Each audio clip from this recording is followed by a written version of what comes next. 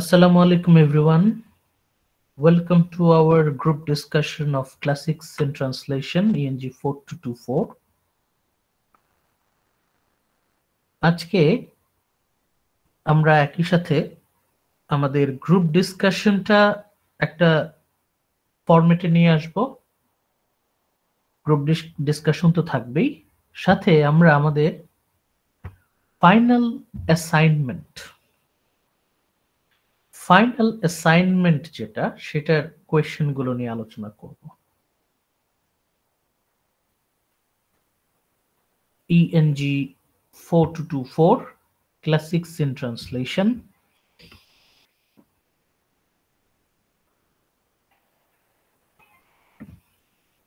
গত ক্লাসে আমরা আসসালামু আলাইকুম। ওয়ালাইকুম আসসালাম। গত ক্লাসে আমাদের ফোকাস ছিল, গত ক্লাসে আমরা যে আলোচনাটা করেছি মূলত সেটা ছিল আমাদের ফাইনাল অ্যাসাইনমেন্ট কোয়েশ্চেন নাম্বার 1। আমাদের প্রথম কোয়েশ্চেন যেটা, সেটা নিয়ে আমরা আলোচনা করেছি। সেটা কি ছিল? অন্যরা জয়েন করতে করতে আমি গত গ্রুপ ডিসকাশনের একটা সামারি আপনাদের সামনে প্রেজেন্ট করছি। কি ছিল আমাদের আলোচনা? প্রথম পার্ট আমাদের ফাইনাল অ্যাসাইনমেন্ট কোয়েশ্চেন 1। ফার্স্ট পার্টটা কি ছিল? Why did Virgil write his epic Aeneid? Virgil কেন এনিয়াড লিখেছিলেন? What was the reason behind writing this epic? কেন লিখেছিলেন? এটা নিয়ে কিন্তু আমরা মোটামুটি বিস্তারিত আলোচনা করেছি। একদম আমাদের প্রথম থেকেই আপনাদের সামনে আশা করি আপনারা দেখতে পাচ্ছেন স্ক্রিনে, আমরা আপনার সাথে গুগল ক্লাসরুমে ক্লাসিক্স ইন ট্রান্সলেশনের ক্লাস ওয়ার্ক আপনাদের সাথে শেয়ার করছি। লেকচার 14 থেকে শুরু করে লেকচার 20, এই 7টা lecture, 7 lecture totally dedicated to Virgil's Aeneid. শুরু থেকেই আমরা বোঝার চেষ্টা করেছি ভার্জিল কেন এই এপিকটা লিখেছিলেন। What was the political agenda behind writing this epic?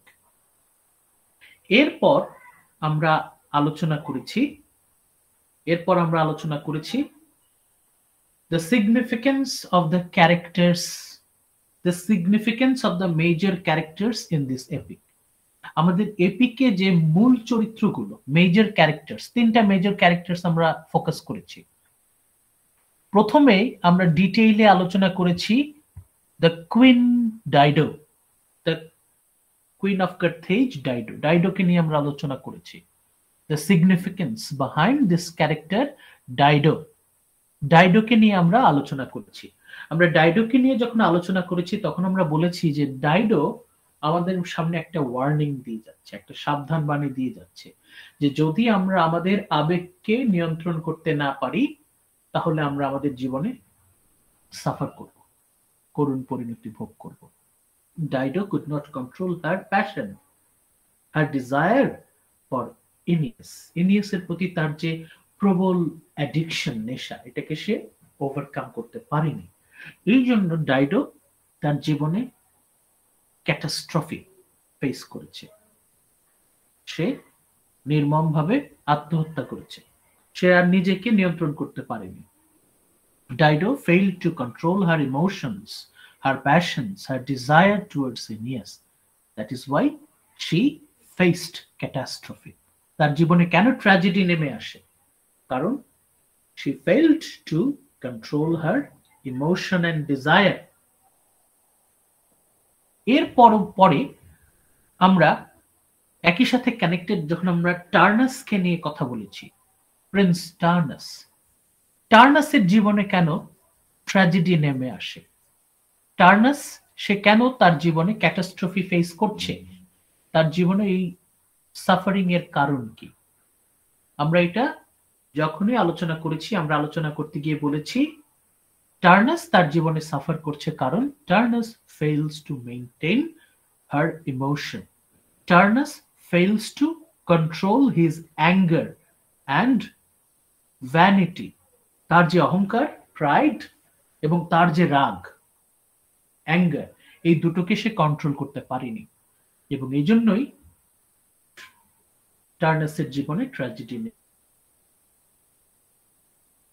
আমরা কিন্তু এস্টাবলিশ করেছি মেজর দুটো ক্যারেক্টার টার্নাস এবং ডাইডো, এরা দুজনেই তাদের জীবনে ভেরি ভেরি আনলাকি, এবং তারা ভেরি ভেরি আনলাকি। এখন তাদের যে আনলাকি, এর ফলে ইকুয়েশনে কে লাভবান হচ্ছে?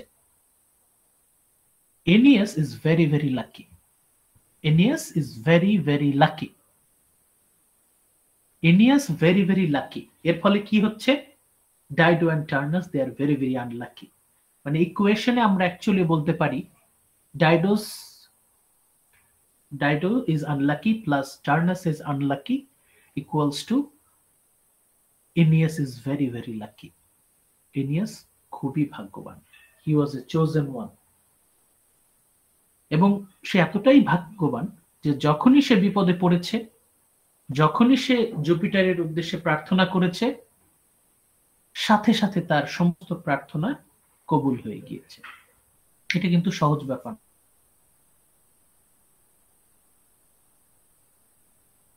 এত লাকি, এনিয়াসের মতো এত লাকি আমরা কাউকেও খুঁজে পাই না। এবং তার যে destiny, golden destiny, bright destiny to establish Roman empire, এটা যে ভার্জিল দেখাতে চেয়েছেন, এর ফলে আমরা বেশ কিছু সীমাবদ্ধতা, কিছু লিমিটেশন, ডেফিসিয়েন্সি আমরা এনিয়াসের চরিত্রে খুঁজে পাচ্ছি। এনিয়াসের চরিত্রে বেশ কিছু ঘাটতি আছে। এটা নিয়ে কিন্তু আমরা গত ক্লাসে বেশ ইনডেপথ ডিসকাস করেছি। জেনা কাইলির যে আর্টিকেলটা আমরা পড়েছি, এনিয়াস এজ এ রোল মডেল, সেখানে আমরা এনিয়াসের চরিত্রের দুর্বলতাগুলো আইডেন্টিফাই করার চেষ্টা করেছি। আমরা তার বড় বড় তিনটা ত্রুটি আমরা আলোচনা করেছি। আলটিমেটলি আমরা এটাও প্রশ্ন করেছি যে এনিয়াস কি সত্যি সত্যি একজন সফল নেতা হতে পারবে? শেষ পর্যন্ত সেও তো তার আবেগকে নিয়ন্ত্রণ করতে পারলো না। The leader who cannot control his or her anger, যে নেতা তার আবেগকে নিয়ন্ত্রণ করতে পারে না, সে কি আদৌ ভালো একজন নেতা হতে পারবে? এনিয়াস পারেনি। এনিয়াস ব্যর্থ হয়েছে তার আবেগকে কন্ট্রোল করতে, এবং সেই জন্য আমরা বলেছি যে এনিয়াস মেবি পারবে না। এবং লেজেন্ডও তাই বলেছে, এনিয়াস will not be able to maintain his leadership for very long. খুব অল্প সময়ের মধ্যে ইনিয়াস মারা যাবে। মানে ইনিয়াসের ভবিষ্যৎ উজ্জ্বল। ইনিয়াসের যে বংশধরেরা, তারা গ্রেট গ্রেট অ্যাচিভমেন্ট তারা পাবে, তারা অনেক বড় বড় বিষয় অর্জন করবে।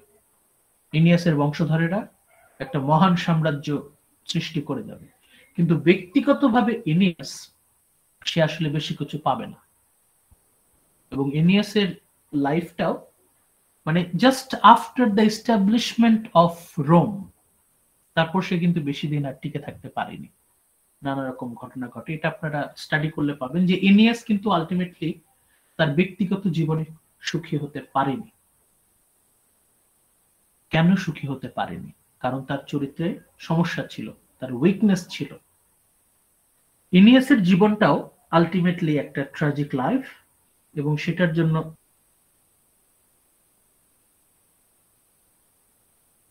আমরা অগাস্টাসকে কানেক্ট করি, এম্পারার অগাস্টাস, তাহলে আমরা দেখতে পাবো যে অগাস্টাসের সাথে এনিয়াসকে কানেক্ট করার উদ্দেশ্য ছিল অগাস্টাসের গ্রেটনেস সেটা অ্যাডমিট করা, সেটাকে ডিক্লেয়ার করা।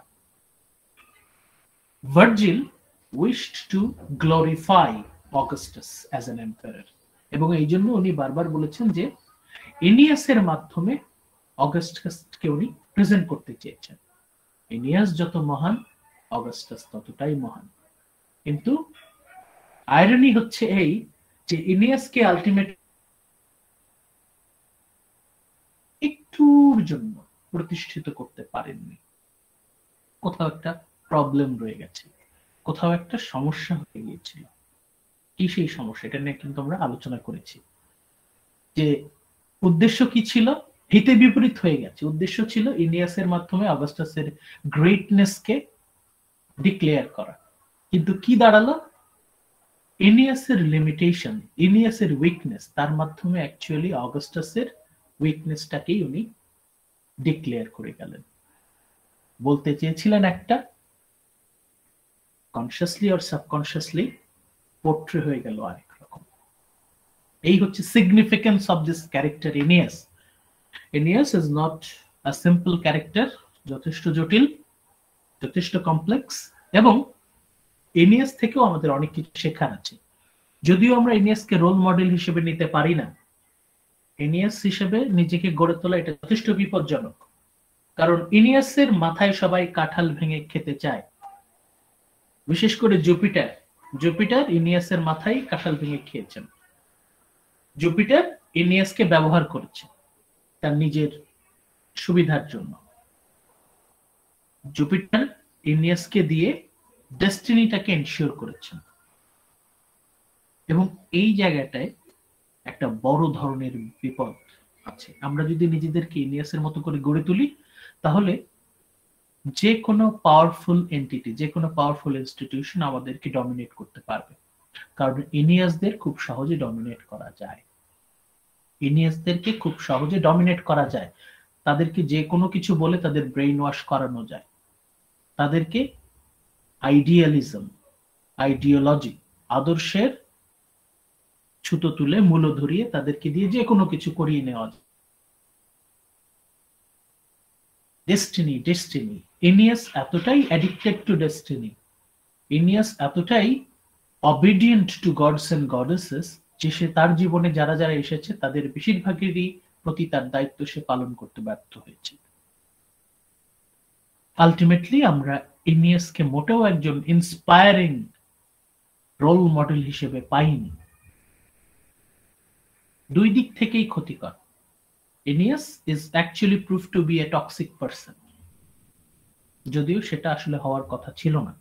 ইট was not suppose to be. But irony is, Aeneas তাকে আমরা যতটা গ্রেট পার্সোনালিটি হিসেবে ইতিহাসে পেয়েছি, from a postmodern reading, আমরা এই আধুনিক পয়েন্ট, আমরা এই আমাদের পয়েন্ট অফ ভিউ থেকে দেখছি যে সে মোটেও একজন ডিপেন্ডেবল পারসন না। Aeneas is not a dependable responsible person. এই নিয়ে আমরা গত ক্লাসে বিস্তারিত আলোচনা করেছি। এটা ছিল আমাদের final assignment, question number 1। Question number 1টা দুটো পার্ট আছে। পার্ট 1, ভার্জিল কেন এই এপিকটা লিখলেন এবং তিনি সফল হয়েছিলেন কিনা। ভার্জিলের এই মহাকাব্যটা লেখার উদ্দেশ্য কি ছিল এবং তিনি সফল হতে পেরেছিলেন কিনা, এটা হচ্ছে 10 মার্ক। আর 10 মার্ক আছে হচ্ছে elaborate discussion of the significance of the major characters, মূল চরিত্র, বিশেষ করে তিনটা চরিত্র, ডাইডো, টার্নাস, ইনিয়াস। এদের তিনটা ক্যারেক্টারের সিগনিফিকেন্স আলোচনা করে আমরা বলবো যে আমরা এদের তিনজনের কাছ থেকে আমি বাস্তব জীবনে কি শিক্ষা পাচ্ছি, আমি কি শিক্ষা পাচ্ছি, আমরা, আপনি, আমরা কি শিক্ষা পাচ্ছি। The lesson we are learning from them, যেটা নিয়ে আমরা অলরেডি আলোচনা করেছি। আমাদের আলোচনার ফোকাস ছিল ওটা। এবার আমরা আসি আমাদের ফাইনাল অ্যাসাইনমেন্টের লাস্ট কোয়েশ্চেন, সেকেন্ড কোয়েশ্চেন। যেটা সেকেন্ড কোয়েশ্চেন, এটা তো 20 মার্কস। এটাতে আমাদের বিষয়বস্তু কি? এটার বিষয়বস্তু মূলত একটু ব্রড। আমরা যতগুলো টেক্সট পড়েছি আমাদের ক্লাসিক্স এন্ড ট্রান্সলেশন কোর্সে, সবগুলো কোর্সে আপনাদেরকে প্রায় প্রতিটা লেকচারে আপনাদেরকে মনে করিয়ে দেওয়া হয়েছে the elements of classic literature, classic elements. একদম মিডের আগ থেকে আমরা দেখি ইলিয়াড নিয়ে তো আমরা মিডের আগে বিস্তারিত আলোচনা করেছি। আমরা ইলিয়াডের মধ্যে বেশ কিছু ক্লাসিক এলিমেন্ট খুঁজে পেয়েছি। সেই ক্লাসিসিজম, ওইটা নিয়েই আমাদের নেক্সট কোয়েশ্চেনটা। প্রথম পার্টে final assignment, question number 2, part 1, part 1-এ আপনারা অ্যাস্কিলাসের অ্যাগামেমনন, অ্যাস্কিলাসের প্লে অ্যাগামেমনন এর উপর ফোকাস করবেন। এই নাটকে, in this classic play, we have found some interesting characters. এদের মধ্যে আপনারা ফোকাস করবেন প্রথমেই অ্যাগামেমনন হিমসেলফ, তারপর ক্লাইটেমনেস্ট্রা, দেন ক্যাসান্ড্রা। আবারও বলছি, অ্যাগামেমননের উপর গুরুত্ব দিতে হবে, the character Agamemnon, Clytemnestra and Cassandra. এই যে আমরা 3 ধরনের চরিত্র পেলাম, 3 ক্যারেক্টার্স, এগুলোকে আমরা বলছি the major characters in Agamemnon.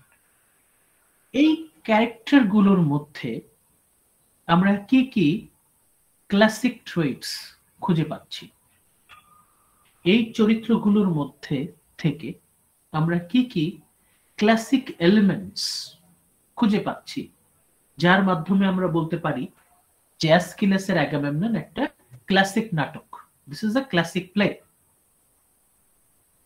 আমরা এই চরিত্রগুলোর মধ্যে আমরা ক্লাসিক উপাদানগুলো খুঁজে বের করার চেষ্টা করব। এই প্রশ্নটা আমরা আর কিভাবে বলতে পারি? এইভাবেও বলতে পারি যে what are the significance of these classic characters? আমরা অ্যাগামেমনন, ক্লাইটেমনেস্ট্রা, ক্যাসান্ড্রা তিনজনকেই তিনটা ক্যারেক্টার কি আমরা ক্লাসিক ক্যারেক্টার বলতে পারি, এবং তাদের ক্যারেক্টারের মধ্যে আমরা সিগনিফিকেন্স, তাৎপর্য খুঁজে বের করতে পারি। যদি তাই সম্ভব হয় তবে আমরা অবভিয়াসলি বলতে পারি যে অ্যাস্কিলাসের Agamemnon this is a classic play. আমাদের ফোকাসটা কি? আমাদের মূল ফোকাস হচ্ছে আমরা এই চরিত্রগুলো বোঝার চেষ্টা করব, অ্যাগামেমনন, ক্লাইটেমনেস্ট্রা, ক্যাসান্ড্রা। বিশেষ করে ক্লাইটেমনেস্ট্রা এবং ক্যাসান্ড্রা, এই দুটো ফিমেল ক্যারেক্টার আমরা খুব ভালোভাবে বোঝার চেষ্টা করব। ক্লাইটেমনেস্ট্রাকে আমরা আলোচনা করেছি আমাদের 12 নম্বর লেকচারে, লেকচার 12। সেখানে আমরা ক্লাইটেমনেস্ট্রার ব্যাকগ্রাউন্ড নিয়ে আলোচনা করেছি। Who is Clytemnestra, how she had to suffer through 3 husbands, এবং তারপর সে কিভাবে তার যে post murder monologue, pre murder monologue, এই দুটো মনোলগ থেকে আমরা ক্লাইটেমনেস্ট্রাকে বোঝার চেষ্টা করেছি। আমরা এই বিষয়গুলো যদি ফোকাস করতে পারি তাহলে ক্লাইটেমনেস্ট্রার মধ্যে আমরা বেশ কিছু ক্লাসিক এলিমেন্টস খুঁজে পাবো। আরো যদি আমরা ন্যারো ডাউন করি, আরো ফোকাস করি, তাহলে ক্লাইটেমনেস্ট্রার প্রি মার্ডার মনোলগ এবং ক্লাইটেমনেস্ট্রার পোস্ট মার্ডার মনোলগ, অ্যাগামেমননকে হত্যা করার আগে সে যে স্পিচটা দিয়েছিল সেটা যদি আমরা ভালো করে স্টাডি করি, এবং ক্লাইটেমনেস্ট্রাকে হত্যা করার পর সে যে ডায়ালগটা দিয়েছিল সেটা নিয়ে যদি আমরা ফোকাস করি, তাহলে আমরা কিন্তু তার সাইকোলজিটা মোটামুটি পেয়ে যাই। সাইকোলজি পাওয়া মানেই হচ্ছে তার সিগনিফিকেন্সটা খুঁজে বের করা। তাহলে সিগনিফিকেন্স অফ ক্লাইটেমনেস্ট্রা বের করার আমাদের একটা টেকনিক আমরা কি অবলম্বন করতে পারি?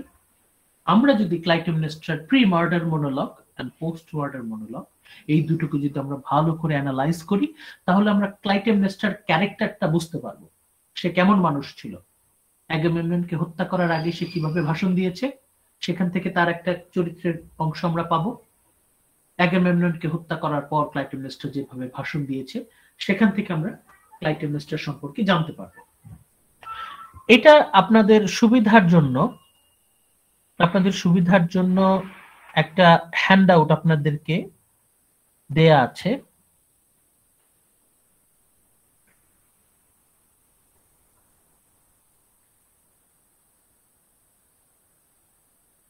এটা হচ্ছে আপনাদের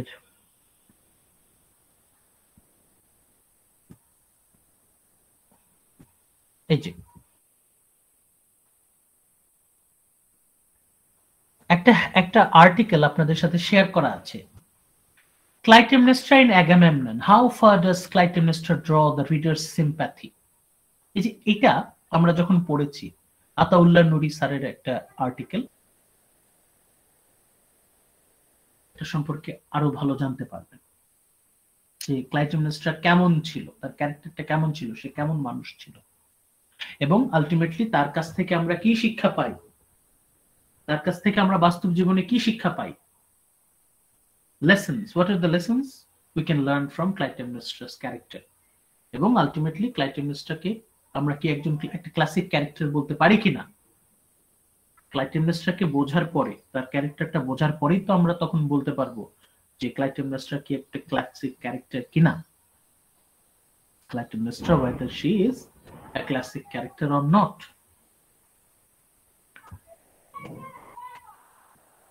এরপরে বেশ বিস্তারিত আলোচনা করেছি,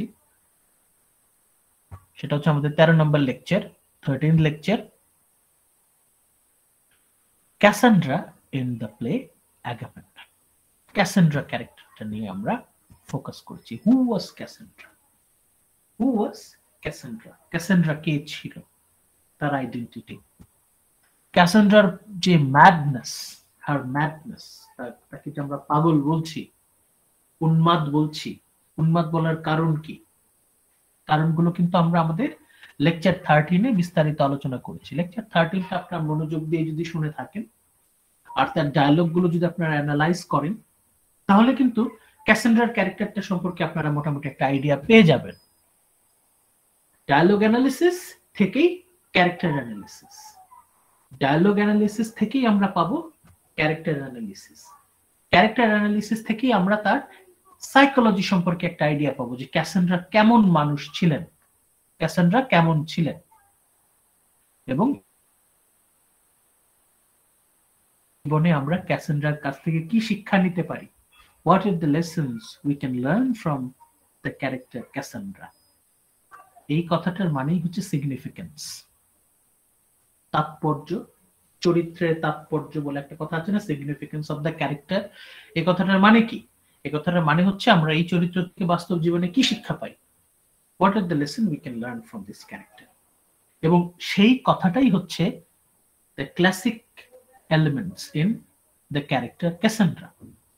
যদি আমরা এটা বলতে পারি যে এই ক্যারেক্টার থেকে আমরা বাস্তব জীবনে এখনো শিক্ষা পাচ্ছি, তার মানে this is a classic character, this character has classics element। এবং আলটিমেটলি আমরা কি বলছি যে এই যে অ্যাসকিলাসের নাটক অ্যাগামেমনন, এবং এইটার জন্য আমরা লেকচার 10, লেকচার 11, 12, 13 চারটা লেকচার আমরা ইনভেস্ট করেছি এই নাটকটা বোঝার জন্য। এবং এই চারটা লেকচার থেকে আমরা বলতে পারি যে মূল চরিত্রগুলো থেকে আমাদের অনেক কিছু শেখার আছে। হাজার হাজার বছর পরে এখনো এই অ্যাগামেমনন, ক্লাইটেমনেস্ট্রা, ক্যাসান্ড্রা, এই ক্যারেক্টারগুলো থেকে আমাদের অনেক কিছু শেখার আছে। যদি আমরা এই কথাটা প্রমাণ করতে পারি, এস্টাবলিশ করতে পারি, তাহলে আমরা বলতে পারি যে this Agamemnon is obviously, without any doubt, this is a classic play. এখন আমি এই যে কথাটা বললাম, এই কথাটার সম্পর্কে আপনাদের মতামত কি?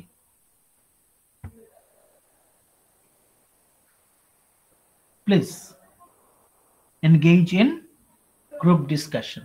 আসেন আমরা একটু আলোচনা করি, আলোচনা করলে একটু পরিষ্কার হবে বিষয়টা। এটাই হচ্ছে আমাদের ফাইনাল অ্যাসাইনমেন্টের কোয়েশ্চেন নাম্বার 2, ফার্স্ট পার্ট। প্রথম পার্টে আমরা কি বোঝাতে চাবো, কি লিখতে চেষ্টা করব? প্রথম পার্টে আমরা প্রমাণ করতে চেষ্টা করব যে অ্যাসকিলাসের নাটক Agamemnon, this is a classic play. এটা একটা ধ্রুপদী নাটক, ক্লাসিক প্লে। ক্লাসিক প্লে সেটা আমরা কিভাবে প্রমাণ করব? আমরা মূল চরিত্রগুলোকে বোঝার চেষ্টা করব। We will try to understand the major characters. Major character number 1 Agamemnon. আমরা অ্যাগামেমননকে বোঝার চেষ্টা করব। অ্যাগামেমনন এই চরিত্র থেকে আমি বাস্তব জীবনে কি কি শিক্ষা পেতে পারি। সেই কত হাজার বছর আগে লেখা নাটক, সেই নাটকের একটা ক্যারেক্টার। তার থেকে আমরা এখনো শিক্ষা পাচ্ছি। তার মানে obviously this is a classic character.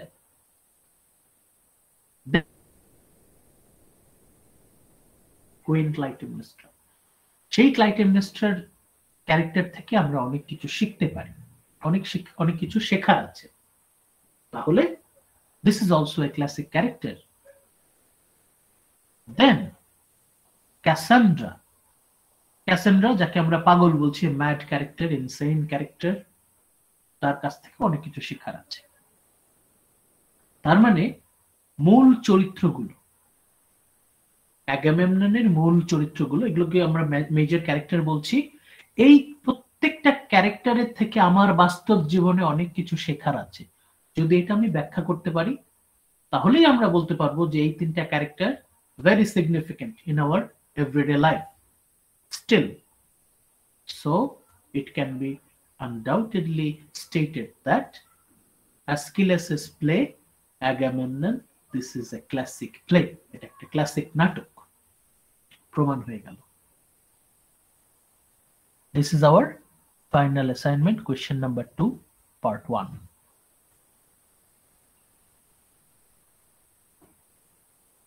কারো কোনো কনফিউশন আছে? অ্যাসকিলাসের নাটক অ্যাগামেমনন, এটা একটা ক্লাসিক নাটক, এটা প্রমাণ করতে হবে। এটা আমরা কিভাবে প্রমাণ করব? মেজর চরিত্রগুলো থেকে আমরা মেজর চরিত্রগুলোর সাথে আমাদের রিয়েল লাইফে কোনো কিছু মিলে কিনা, বা কোনো পার্ট মিলে কিনা, কোনো ক্যারেক্টারিস্টিক্স মিলে কিনা, আমরা সেটা শিক্ষা পাচ্ছি কিনা, কিছু শিখলাম কিনা, ব্যক্তিগতভাবে আমি কিছু শিখলাম কিনা, এটা ফোকাস থাকবে। মিলাতে হবে তা না, মিলতেও পারে, নাও মিলতে পারে। আমাদের সবার জীবন তো ওইরকম ভ্যারাইটিস এলিমেন্ট থাকে না, মিলতেও পারে, নাও মিলতে পারে। আমরা আসলে এত কিছু তো ব্যাখ্যা করা সম্ভব না। আপনারা অন্তত এইটুকু চেষ্টা করবেন যে আপনি ব্যক্তিগতভাবে কি শিখলেন, ক্যারেক্টারগুলো এটুকু যদি আপনি প্রমাণ করতে পারেন, অতএব আপনি বলতে পারবেন যে অ্যাসকিলাসের নাটক একটা ক্লাসিক নাটক, অন্তত আপনার কাছে একটা ক্লাসিক নাটক। Idea clear? স্যার, আমরা গল্পে দেখতে পাচ্ছি যে অ্যাগামেমনন তার মেয়েকে মেরে ফেলেছে ট্রোজান ওয়ারের সময়। তো এটা স্যার আমাদের রিয়েল লাইফের সাথে কিভাবে মিলবে? রিয়েল লাইফের সাথে তো মিলান না। আপনি দেখবেন যে আপনি কি শিক্ষা পাচ্ছেন। এই জায়গায় বাবা তার মেয়েকে কোরবানি দিয়ে দিচ্ছে জাস্ট যুদ্ধে যাওয়ার জন্য। জি স্যার। অ্যাগামেমনন কতখানি অবসেসড যুদ্ধে যাওয়ার জন্য যে তার মেয়ের জীবন তার কাছে গুরুত্বপূর্ণ না। Ultimately he is a bad father, is a failed father, ব্যর্থ বাবা, সে একজন ব্যর্থ বাবা। এটা তাহলে নেগেটিভ সাইড অ্যাগামেমনন স্যার। এখন আমাদের সমাজে তো আর মেয়েকে লিটারালি জবাই দেয় না। আমাদের সমাজে কি করে, মেয়েকে হয়তো জোর করে এক অমানুষের সাথে বিয়ে দিয়ে দিল, হতে পারে। আপনি হয়তো চোখে দেখতে পাচ্ছেন না, হ্যাঁ আপনি হয়তো মানে ও তো লিটারালি জবাই করে দিয়েছিল, কিন্তু আমাদের সমাজে অনেক মেয়ে তারা মেটাফরিক্যালি জবাই হচ্ছে। সমাজের মান সম্মান খ্যাতি যশ, আবার অনেক সময় অনেকে বলে যে মেয়ে সুখে থাকবে, এইসব কথা চিন্তা করে টাকা পয়সা বিষয়টা দেখে, সহায় সম্পত্তি কেমন আছে ছেলে, দেখা যায় যে জোর করে মেয়েকে বিয়ে দিয়ে দিল মেয়ের কথা না শুনে। মেয়ে হয়তো পড়াশোনা করতে যাচ্ছে, মেয়ে হয়তো বড় হতে চাচ্ছে, কিন্তু জোর করে বিয়ে দিয়ে দিল। কি হবে? অনেক ডিভোর্সের ঘটনা ঘটছে, অনেক মার্ডারের ঘটনা ঘটছে। আমাদের সমাজে হয়তো লিটারালি জবাই দেয় না, কিন্তু মেটাফরিক্যালি অনেকেই জবাই হয়। এই জিনিসগুলো মানে একটু আপনারা চেষ্টা করবেন যতটুকু ফিল করা যায়। স্যার অনেক জায়গায় তো স্যার ডিরেক্টলি মারে, মানে মার্ডার করে, আর অনেক জায়গায় হচ্ছে মানসিক ভাবে মানে টর্চার করে। হ্যাঁ সেটাই। অ্যাগামেমনন যে কাজটা করেছেন, অ্যাগামেমননের বাবা আমাদের সমাজে প্রচুর আছে, এবং এর ফলে আমাদের সমাজে এই অবস্থা। এখন ক্লাইটেমনেস্ট্রা, সে তার হাজবেন্ডকে মেরে ফেলেছিল। তার কারণ কি? তার পেছনে সে একটা অজুহাত দিচ্ছে যে সে তার মেয়ের মৃত্যুর প্রতিশোধ নিল। কিন্তু সেটাই তার উদ্দেশ্য ছিল না, ক্ষমতা দখল করা তার উদ্দেশ্য ছিল। এখন আমাদের সমাজে হয়তো কোনো স্ত্রী বা স্বামী এইভাবে সরাসরি হয়তো মেরে ফেলতেছে তা না, হয়তো মেটাফরিক্যাল মার্ডার হচ্ছে। সেটা শুধুমাত্র স্ত্রী স্বামীর বেলায় না, স্বামী স্ত্রীর সাথে হতে পারে। এখানে ক্লাইটেমনেস্ট্রা, এখানে সে যে শুধু she not only represents the wives, এখানে সে অনেক বর্তমান সময়ের স্বামীকেও সে রিপ্রেজেন্ট করছে। সম্পর্ক, অ্যাগামেমনন ক্লাইটেমনেস্ট্রার যে সম্পর্কের কি অবস্থাটা ছিল। এখানে অ্যাগামেমনন তো 10 বছর ট্রয় নগরীতে যুদ্ধ করেছে। আপনাদের সমাজে করছে দেশে আসার নাম নাই, হয়তো 1-2 মাসের জন্য আসে, তারপর আবার চলে যায়। আলটিমেটলি হাজবেন্ড ওয়াইফের সাথে কেমন কানেকশন থাকে। আবার বিদেশে যদি যেতে হবে তাও না, দেশেও একই দেশে থেকে, বাংলাদেশে থেকে দেখবেন হাজবেন্ড ওয়াইফের যোগাযোগ কত কম। যখনই যোগাযোগ কমে যায় তখনই কোনো না কোনো ভুল সিদ্ধান্তের কারণে এদের মধ্যে দূরত্বটা আরো বেড়ে যায়। আপনারা এই বিষয়গুলো মেটাফরিক্যালি চিন্তা করবেন। ক্যাসান্ড্রাকে আমরা পাগল বলে সাব্যস্ত করছি, পাগল বলছি, ম্যাড, ইনসেইন। অথচ ক্যাসান্ড্রাকে কেউ বোঝার চেষ্টাও করছে না। ক্যাসান্ড্রাকে কেউ বোঝার চেষ্টাও করছে না। আমাদের সমাজে এরকম বহু আছে, তাদেরকে আমরা কোন রকম মনোযোগ না দিয়ে তাদেরকে হয়তো মানসিক হাসপাতালে, মেন্টাল ইনস্টিটিউশনে রেখে দিয়েছে, অথবা অনেকে আছে শেকল দিয়ে বেঁধে রাখে, অনেকে আছে ঘর থেকে বেরোতে দেয় না। বোঝা তো দূরের কথা, তাদের কথা কেউ শুনতেও চায় না।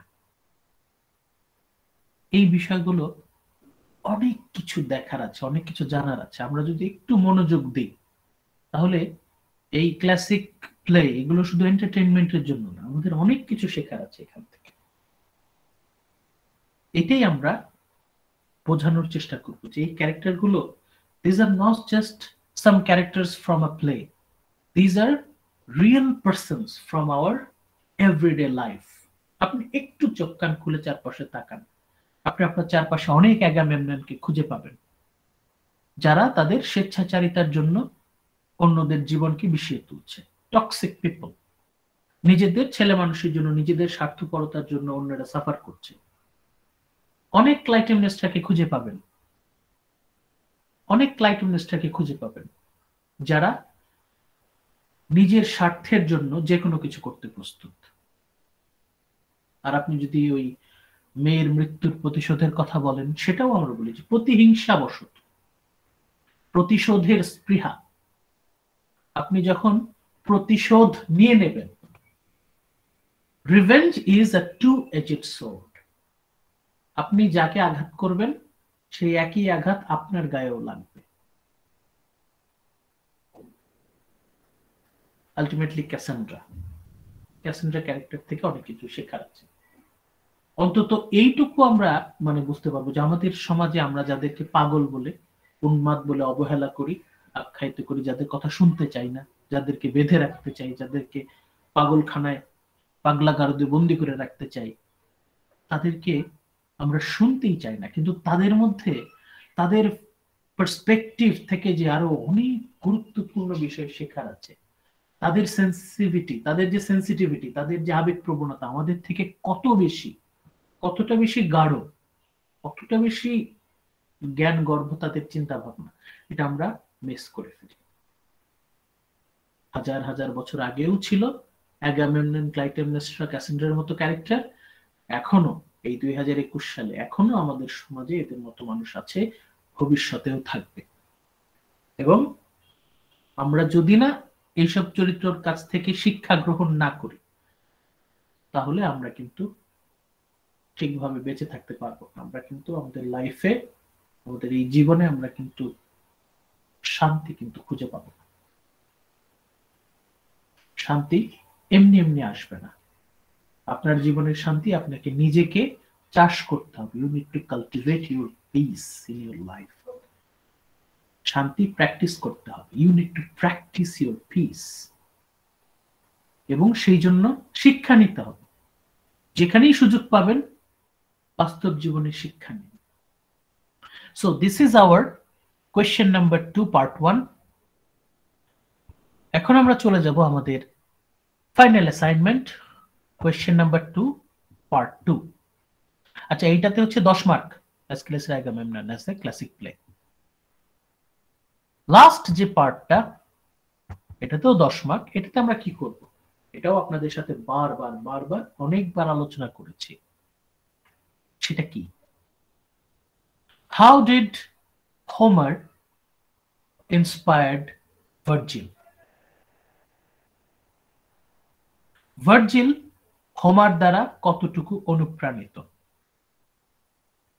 এটা মোটামুটি সব ক্রিটিক তারা এক বাক্যে স্বীকার করবেন যে Virgil heavily borrowed from Homer's Odyssey and Iliad। এটা আমাদের লেকচার 14-এ আমরা কিন্তু আলোচনা করেছি। শুধু লেকচার 14-এ না, প্রতিটা লেকচারেই আমরা আপনাদেরকে মনে করিয়ে দিয়েছি, এই যে দেখেন হোমারের কাছ থেকে মেরে দিয়েছে, ভার্জিল হোমারের কাছ থেকে মেরে দিয়েছে। সিম্পলি এই বিষয়টা আপনাদেরকে সংক্ষেপে এক্সপ্লেন করতে হবে কিভাবে।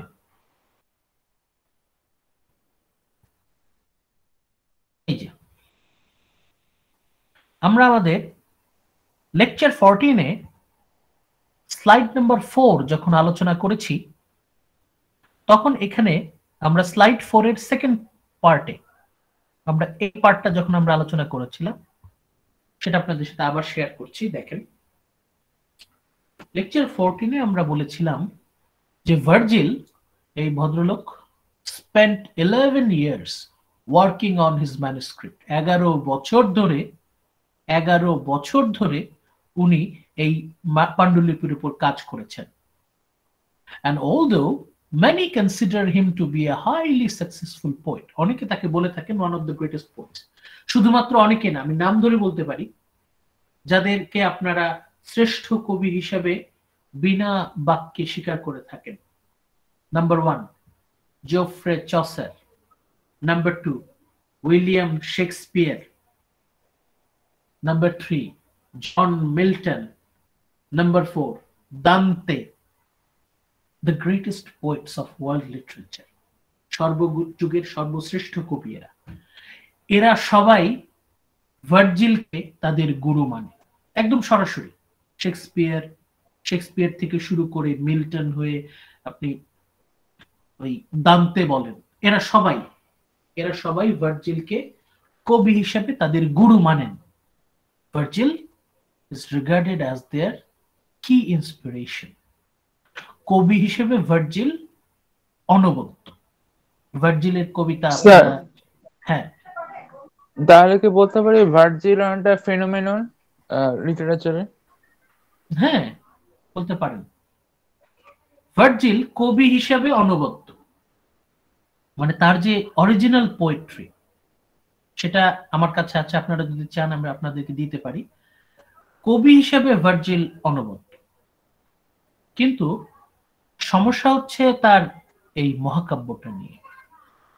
ইন কেস অফ ইনিয়াড, যখনই এই মহাকাব্যের বিষয়টা আসছে, এই যে আমি হাইলাইট করছি, many modern critics accuse him of borrowing heavily from Homer। অনেক সমালোচক তাকে দোষী সাব্যস্ত করছেন। কেন? কারণ তিনি বিপুল পরিমাণে, প্রচুর পরিমাণে হোমারের মহাকাব্য থেকে কপি করেছেন, বড় করেছেন, ধার করেছেন বা মেরে দিয়েছেন, যাই বলি। আপনাদের একটা ভিডিও শেয়ার করেছিলাম, why should you study Iliad, যেটা আমরা গত লেকচারের শেষের দিকে আপনাদেরকে দেখালাম যে কেন আপনারা দ্য ইনিয়াড পড়বেন। ইনিয়াডের প্রথম যে 6টা বুক, প্রথম 6টা চ্যাপ্টার বলা হয় এটা হচ্ছে দ্য অডিসি থেকে মেরে দেওয়া। অডিসির একটা পরিষ্কার ছাপ আমরা সেখানে পাই। আর পরের 6টা বই ইলিয়াড থেকে মেরে দেওয়া।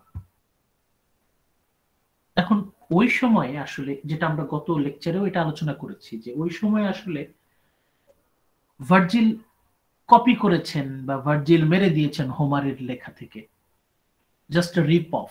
এটা একটা টার্ম আছে, rip off. This Aeneid is not just a rip-off of the Iliad and the Odyssey. শুধু সেটা বললে অবিচার করা হবে। এবং এটা গত ক্লাসে আমরা বলেছি যে কেন ভার্জিল বাধ্য হয়েছেন হোমারকে কপি করতে। এটা অগাস্টাসের নির্দেশ ছিল, এটা অগাস্টাসের নির্দেশ ছিল যে হোমারের মতো কিছু একটা লিখতে হবে। হোমারের থেকে বেশি ভালো এটা তো মানে প্রমাণ করার তখন কেউ ছিল না, তখন ওইটা ইভ্যালুয়েট করার মতো কেউ ছিল না, কেউ বলতে পারতো না যে এটা হোমারের থেকে সেরা। অ্যাটলিস্ট অগাস্টাসের প্রেশারটা কি ছিল, অ্যাটলিস্ট হোমারের মতো কিছু একটা করে দেখাও। বাধ্য হয়ে ভার্জিল এমন একটা মহাকাব্য লিখলেন যেখান থেকে উনি সরাসরি দেখাতে পারছেন যে এই যে এটা হোমারের মতো, এটা হোমারের মতো। এই যে প্রথম 6টা চ্যাপ্টার অডিসির মতো, পরের 6টা চ্যাপ্টার ইলিয়াডের মতো। অগাস্টাস খুশি হয়েছিলেন। Augustus was satisfied, everyone was satisfied. কেন? কারণ Aeneid was as good as Homer's Iliad and Odyssey. ভালো করে খেয়াল করেন। Why they were satisfied? Because Virgil's Aeneid was as good as Homer's Iliad and Odyssey. বিষয়টা বুঝতে পারছেন কেন কপি করেছিলেন? এটা বাধ্য হয়েছেন কপি করতে। ভার্জিলের যথেষ্ট মেধা ছিল অরিজিনাল ক্রিয়েশন তৈরি করতে, কিন্তু অগাস্টাস তাকে জোর করে হোমারের মতো হোমারিক স্টাইলে ইলিয়াড এবং অডিসি লিখতে বাধ্য করেছেন। আমাদের ফাইনাল অ্যাসাইনমেন্ট কোয়েশ্চেন 2 পার্ট 2। এই কোয়েশ্চেনটা আমরা আপনারা এক্সপ্লেইন করার চেষ্টা করবেন যে কিভাবে হোমার ভার্জিলকে ইন্সপায়ার করেছেন বা ইনফ্লুয়েন্স করেছেন। How did Homer influenced Virgil?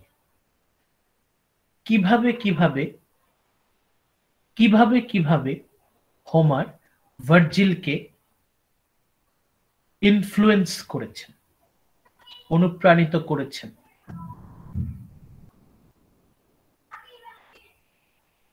অ্যান্সারটা আপনারা কিভাবে লিখবেন? অ্যান্সারের শুরুতে আপনারা এই বিষয়টা পরিষ্কার করে নিতে পারেন, এই পয়েন্টটা আপনারা নিজেদের মতো করে ব্যাখ্যা করতে পারেন কিনা, যে বেশিরভাগ আধুনিক শিল্প সমালোচক, সাহিত্য সমালোচক তারা ভার্জিলকে দোষী সাব্যস্ত করে ফেলছেন, অনেকটাই অ্যাকিউজ করছেন উনি হোমারের ইলিয়াড এবং অডিসিকে কপি করেছেন, নকল করেছেন। কিভাবে নকল করেছেন? প্রথম 6টা চ্যাপ্টার কি কি ছিল?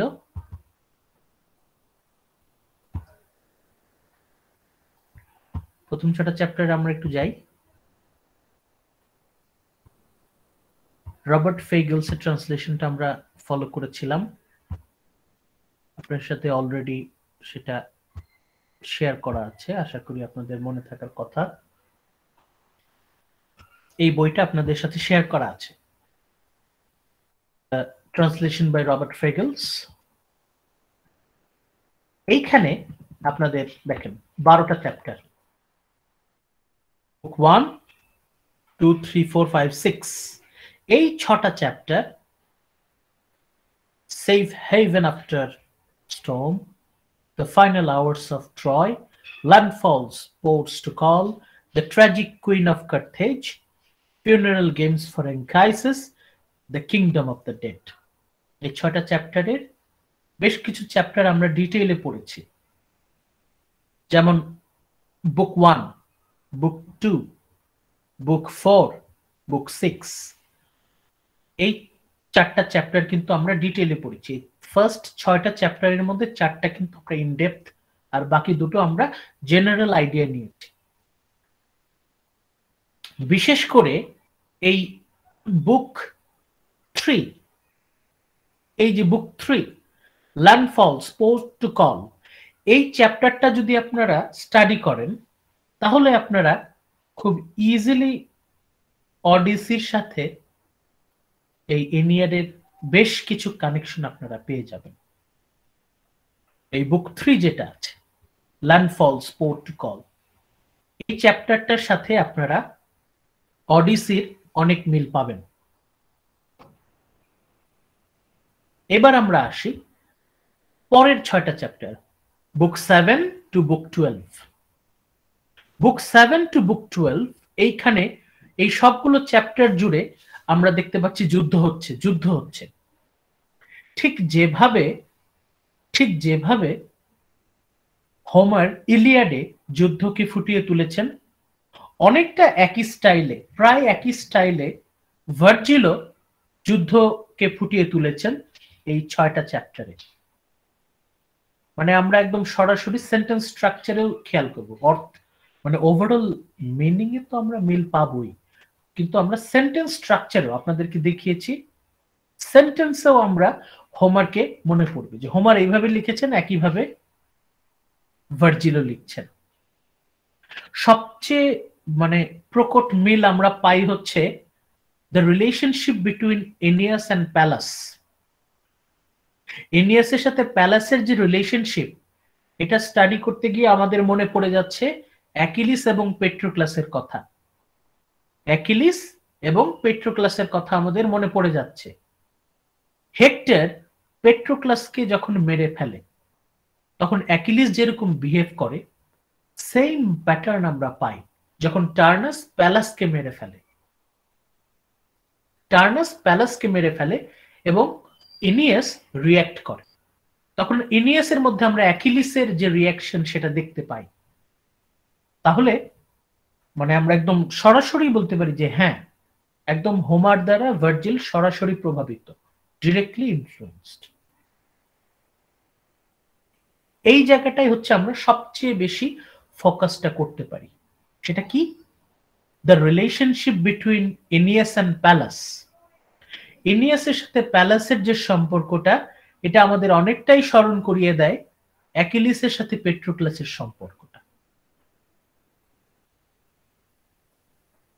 হেক্টর যেমন পেট্রোক্লাসকে মেরে ফেলার পর অ্যাকিলিস রিয়্যাক্ট করতে থাকে, ভয়ঙ্কর ধ্বংসযজ্ঞ চালায়, একই ঘটনা ঘটে যখন টার্নাস প্যালাসকে মেরে ফেলে।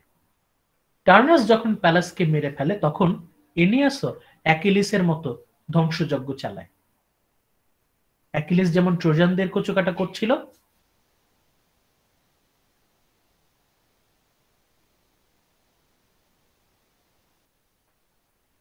এবং আলটিমেটলি টার্নাসকে যখন সে মেরে ফেলে, এনিয়াস যখন টার্নাসকে মেরে ফেলছে, তখন এখানে আমরা ওই অ্যাকিলিসের সাথে হেক্টরের যে যুদ্ধটা হয়েছিল, অ্যাকিলিস ভার্সেস হেক্টর, তারও একটা ছাপ আমরা পাই। তাহলে এটা আপনারা কোথায় পাবেন? আপনারা চলে যাবেন হচ্ছে লেকচার 18। লেকচার 18-এ আপনারা কিছু পাবেন। লেকচার 18-এ আমরা আলোচনা করেছি বুক 7 and 8। এখানে আপনারা পাবেন কিভাবে হোমার দ্বারা ভার্জিল সরাসরি প্রভাবিত। এগেইন ইন বুক 9 and 10, যেটা আমরা লেকচার 19-এ করেছি, এখানেও আমরা আলোচনা করেছি যে কিভাবে ভার্জিল দ্বারা হোমার দ্বারা ভার্জিল সরাসরি প্রভাবিত। তাহলে আমাদের final assignment question 2 part 2, how did Homer influenced Virgil? তাহলে এটার অ্যান্সার আপনারা কি কিভাবে লিখতে পারেন? প্রথমেই আপনারা এটা বলতে পারেন যে yes, the critics, they accuse Virgil that he borrowed heavily from Homer's Iliad and Odyssey. The first 6 book, প্রথম 6টা চ্যাপ্টার, book 1 to book 6, এখানে আমরা পাচ্ছি প্যারালাল উইথ দ্য অডিসি। হোমারের অডিসি থেকে আমরা অডিসির ছায়া আমরা প্রথম 6টা চ্যাপ্টারে পাচ্ছি, আর ইলিয়াডের ছায়া আমরা পরের 6টা চ্যাপ্টারে পাচ্ছি, বুক 7 থেকে বুক 12-এ। প্রথমে আপনারা ফোকাস করবেন বুক 3, বুক 3 তে যাবেন, এই বুক 3 এর সাথে অডিসির মিল পাবেন। বুক 3, এই বুক 3 এর সাথে আপনারা হোমারের অডিসির মিল পাবেন, অনেক ক্ষেত্রেই মিল পাবেন। এবং স্পেশালি 7, 8, 9, 10, 11, এই যে এইটা একদম 12 পর্যন্ত, এই যে শেষের 6টা চ্যাপ্টার, এই শেষের 6টা চ্যাপ্টারে আমরা বারবার হোমারের ইলিয়াডের কথা আমাদের স্মরণে আসে। বিশেষ করে আমরা ইনিয়াসের মধ্যে অ্যাকিলিসকে খুঁজে পাই। We find Achilles in Aeneas. We find Patroclus in Pallas. We find Hector in Turnus. হুবহু না, তবে আমরা ছায়া খুঁজে পাই এবং আমরা মোটামুটি বিশ্বাস করতে বাধ্য হই যে হ্যাঁ, সত্যি সত্যি হোমার ভার্জিলকে প্রবলভাবে প্রভাবিত করেছেন। Virgil was directly influenced by Homer's Iliad and Odyssey, এবং অনেকটা বাধ্য হয়েই ভার্জিল হোমারকে কপি করেছেন। ভার্জিল ওয়াজ এনাফ স্কিলফুল, তার যথেষ্ট দক্ষতা ছিল, উনি অরিজিনালি লিখতে পারতেন, কিন্তু ইন অর্ডার টু স্যাটিসফাই অগাস্টাসকে সন্তুষ্ট করার জন্যই ভার্জিল হোমারকে কপি করেছেন।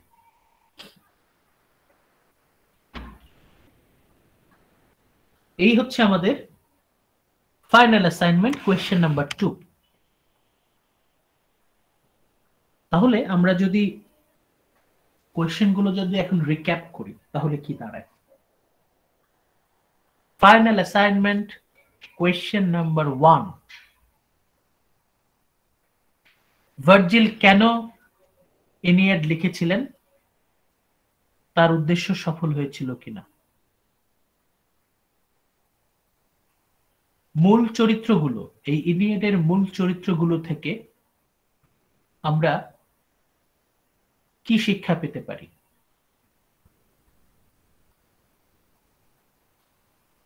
এটা হচ্ছে আমাদের কোয়েশ্চেন নাম্বার 1। কোয়েশ্চেন নাম্বার 2, অ্যাসকিলাসের অ্যাগামেমনন কি আমরা একটা ক্লাসিক নাটক বলতে পারি কিনা?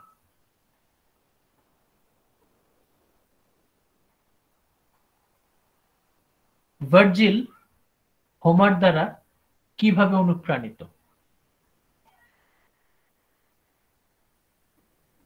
এই হচ্ছে আমাদের ফাইনাল অ্যাসাইনমেন্টের দুটো প্রশ্ন, প্রত্যেকটাতেই 20 মার্কস করে।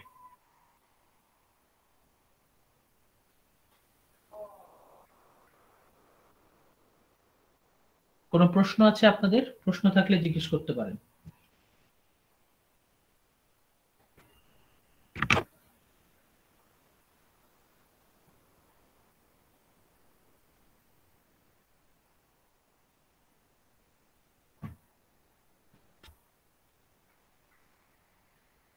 স্যার কোশ্চেন কি আপলোড দিয়ে দিয়েছেন নাকি কয়েকদিনের মধ্যে দিবেন? 1-2 দিনের মধ্যে?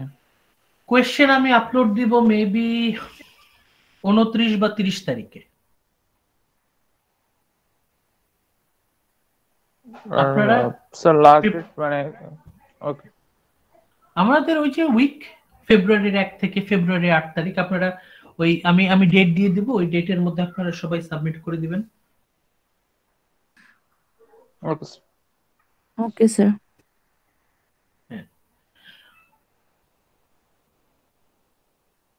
আচ্ছা, এখন আপনাদের কোনো বিষয়ে কোনো কনফিউশন আছে কিনা?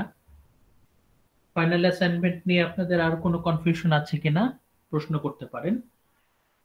স্যার এখন তো নাই, কিন্তু প্রশ্ন দেওয়ার পর যদি হয় তখন যদি স্যার স্যার কোশ্চেন কি স্যার 1 তারিখে দেওয়া হবে স্যার?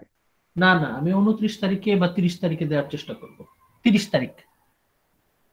স্যার আরেকটা বিষয় স্যার, আমরা যারা ভিডিও প্রেজেন্টেশন দিব তারা কি স্যার 25 তারিখের মধ্যে দিতে হবে নাকি পরে দিলেও চলবে? সোমবার বুধবার, আগামী সোমবার আগামী বুধবার 2 দিন সময় পাবেন। আপনারা আগামী সোমবারেও দিতে পারেন অথবা আগামী বুধবারেও দিতে পারেন। স্যার আগামী সোমবার যদি প্রেজেন্টেশন দিই, মানে যে দিনই দিই না কেন, সেটা কি ক্লাস টাইমে দিব নাকি আপনার ডেট ফিক্স হ্যাঁ, করে ক্লাস দিবেন? টাইমে ক্লাসের মধ্যেই তো প্রেজেন্টেশন হবে, স্যার তো হ্যাঁ আর হ্যাঁ, ইন্ডিভিজুয়ালি প্রেজেন্টেশন নিবে না। না না না, ইন্ডিভিজুয়ালি তো নেওয়া সম্ভব আম- না, ওইভাবে টাইমে স্যার ম্যাচ আমি করবেন। ভিডিওর কথা বলছিলাম স্যার, রেকর্ডিং করে যে দিব ওইটা। রেকর্ডিংটা জি স্যার। রেকর্ডিংটা আপনি অবশ্যই 29 তারিখের মধ্যে জমা দিয়ে দিবেন, 29 স্যার আপনি কি জানুয়ারি। রেকর্ডিং অপশন রাখছেন? রেকর্ডিং অপশনটা আছে, কিন্তু রেকর্ডিংটা আমি প্রেফার করি না। কেন করি না? আপনি যদি রেকর্ডিং জমা দিয়ে দেন, সেই ক্ষেত্রে আমি কিন্তু আপনাকে সরাসরি ফিডব্যাক দিতে পারবো না, ওইটুকু সুবিধা আপনি পাবেন না। আর আপনি যদি গুগল মিটে এখন যেভাবে আমরা কথা বলছি এইভাবে আপনি ক্যামেরা অন করে হোক বা ক্যামেরা অফ করে হোক, বা আমি যেরকম স্লাইড দেখিয়ে দিচ্ছি এইভাবে হোক, আপনি যদি প্রেজেন্টেশনটা দেন, আমি কিন্তু আপনাকে ইমিডিয়েট ফিডব্যাক দিতে পারবো। তখন আপনার একটা সুযোগ থাকবে, আপনার যে ঘাটতিগুলো, সেক্ষেত্রে লাইভ প্রেজেন্টেশন দেওয়ার সুবিধা আছে। লাইভ প্রেজেন্টেশনে মূলত মার্কস ভালো আসে, এটা আমি যদি একদম ক্যান্ডিডলি বলি যে লাইভ প্রেজেন্টেশনে মার্কস ভালো আসে। রেকর্ডেড প্রেজেন্টেশনে মার্কস অতটা ভালো আসে না, কারণ আপনি কিন্তু ইমিডিয়েট কারেকশনের স্কোপটা পাচ্ছেন না। আমি আপনাকে সুযোগ দিচ্ছি ঠিকই, কিন্তু আমি প্রেফার করব আপনি আগামী সোমবার বা বুধবার ক্লাস পিরিয়ডে এসে আপনি প্রেজেন্টেশনটা দিয়ে দেন ক্লাসের মধ্যেই। স্যার লাইভে আসলে কি স্যার ভিডিওতে আসতে হবে? নট নেসেসারি, আপনি এটা আপনার পুরো আপনার যেটা সুবিধা, আপনি এখন যেভাবে কথা বলছেন এভাবেই আপনি প্রেজেন্টেশন দিতে পারেন। আপনি কথা বলবেন, আমরা সবাই মিউট থাকবো যাতে কোনো ইন্টারফেরেন্স না হয়। পুরোপুরি আপনার কথাটা আমি এখন যেভাবে রেকর্ড করছি ওইভাবে রেকর্ড করে নিব, আপনাকে আর কষ্ট করে রেকর্ডও করতে হবে না। একটা ভিডিও রেকর্ড করা সেটা যথেষ্ট জটিল, এবং সেটা আপলোড করাও যথেষ্ট জটিল। সেক্ষেত্রে আপনাদের এটা খুবই সুবিধাজনক হবে যদি আপনারা জাস্ট মিটে এসে ক্লাস পিরিয়ডে ক্লাস টাইমে এসে যদি আপনারা প্রেজেন্টেশনটা দিয়ে দেন। তারপরেও মানে আসলে বলা তো যায় না, অনেক সময় ঝামেলা থাকে। আপনাদেরকে অনেকগুলো অপশন দেয়া হয়েছে, আপনারা চাইলে গুগল মিটে এসে ভিডিও অন করে প্রেজেন্টেশন দিতে পারেন, গুগল মিটে এসে আপনারা স্লাইড দিয়ে হ্যান্ডআউট দিয়ে প্রেজেন্টেশন দিতে পারেন, গুগল মিটে এসে আপনি শুধুমাত্র ভয়েসে অডিও প্রেজেন্টেশন দিতে পারেন। আমি রেকর্ড করে নিব, আপনার কিছু করতে হবে না। আপনি যদি আমাকে রেকর্ডিং পাঠান, সেক্ষেত্রে আপনাকে নিজ দায়িত্বে সেটার অডিও ভিডিও রেকর্ডিং গুগল ক্লাসরুমে আপলোড করতে হবে। সেক্ষেত্রে যদি কোনো সমস্যা হয় পরবর্তীতে, সেটা কিন্তু আপনাকে খেয়াল রাখতে হবে। অনেক সময় দেখা যায় আপনি ভিডিও, এর আগে হয়েছে 2-3 জন তারা ভিডিও আপলোড করেছে ঠিকই, কিন্তু তাদের ভিডিও আমি প্লে করতে পারছি না। তারা আবার সেন্ড করেছে, আমি তাও প্লে করতে পারছি না। পরে কি করলাম, আমি তাদেরকে ফোন দিলাম, মোবাইলে ফোন দিলাম, তারা ফোনে প্রেজেন্টেশন দিল, আমি সেটা রেকর্ড করে নিয়ে নিলাম। আপনাদের যথেষ্ট অপশন আছে, এখন আপনাদের জন্য যেটা সুবিধা আপনারা সেটাই করেন। বাট আপনাদের কাছে রিকোয়েস্ট একটাই, একটা ভালো প্রেজেন্টেশন দিবেন। যদি আপনাদের প্রেজেন্টেশন ভালো হয়, তাহলে আপনাদের জন্য একটা ভালো সুযোগ আছে। সেটা কেমন? সাপোজ আপনার বুলেট পয়েন্ট অ্যাসাইনমেন্টে আপনার কোনো একটা কারণে B- আসছে সাপোজ, কিন্তু আপনার প্রেজেন্টেশনটা খুব ভালো হলো, আপনি প্রেজেন্টেশনে A- পেয়ে গেলেন, তাহলে আপনার প্রেজেন্টেশনে A- তো থাকবেই, আমি এই মার্কসটা বুলেট পয়েন্ট অ্যাসাইনমেন্টেও দিয়ে দিব। মানে আপনার প্রেজেন্টেশন হচ্ছে একটা গুড চান্স। আপনি প্রেজেন্টেশনটা যদি ভালো দেন, এটার মার্কস তো ভালো হলোই, প্লাস আপনার বুলেট পয়েন্টে ওই রেশিওটা আমি মেনটেন করে দিব। আপনি প্রেজেন্টেশনে যে গ্রেডটা পাবেন ওইটা আপনার বুলেট পয়েন্টেও আমি দিয়ে দিব। এটা আপনাদের একটা সুযোগ আপনাদের মার্কসটাকে বাড়িয়ে নেওয়ার। প্রেজেন্টেশনে ভালো করলে সেটা আমি বুলেট মার্কসেও অ্যাডজাস্ট করে দিব বুলেট অ্যাসাইনমেন্টে। আপনারা চেষ্টা করবেন আপনাদের প্রেজেন্টেশনটা যেন ভালো হয়।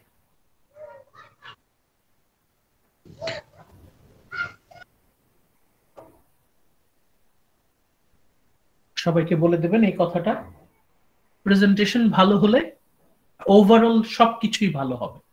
আপনারা চেষ্টা করবেন আপনার প্রেজেন্টেশনটা যেন ভালো হয়। হাতে সময় আছে, সুযোগ আছে। আগামী সোমবার ক্লাস টাইম 4টা থেকে 5:30 পর্যন্ত, আবার বুধবার 4টা থেকে 5:30 পর্যন্ত। এই যে 3 ঘন্টা, এই 3 ঘন্টা আপনারা চেষ্টা করবেন প্রেজেন্টেশনটা দেওয়ার জন্য। আর যদি কপাল খারাপ থাকে, প্রেজেন্টেশন যদি রেকর্ডিং দিতে চান, সেক্ষেত্রে ওটা কিন্তু 29 তারিখের মধ্যে গুগল ক্লাসরুমে আমি জায়গা করে দিব, ওইখানে জমা দিতে হবে।